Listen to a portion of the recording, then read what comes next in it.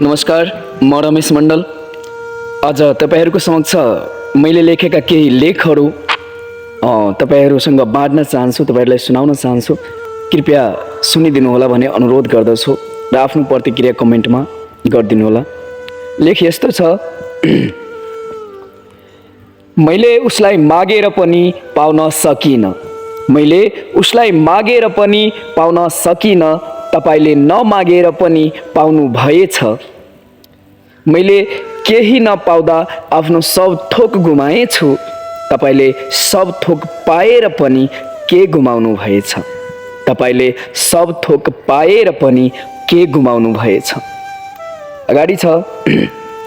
कुन देवतालाई पुज्नु भो तपाईले उसलाई पाउनलाई, कुन देवतालाई पुज्नु भो तपाईले उसलाई पाउनलाई, म पनि पुज्छु आफ्नो चित्त बुझाउनलाई, म पनि पुज्छु आफ्नो चित्त बुझाउनलाई।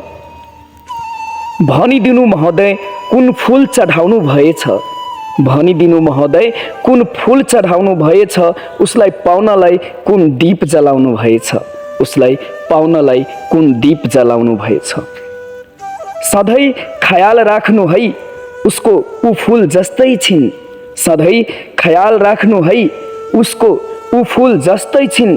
केही गल्ती भएमा माफ गरिदिनु होला, केही गल्ती भएमा माफ गरिदिनु होला। उसलाई ऊ अहिले अबुझ जस्तै छिन्, ऊ अहिले अबुझ जस्तै छिन्। धन्यवाद।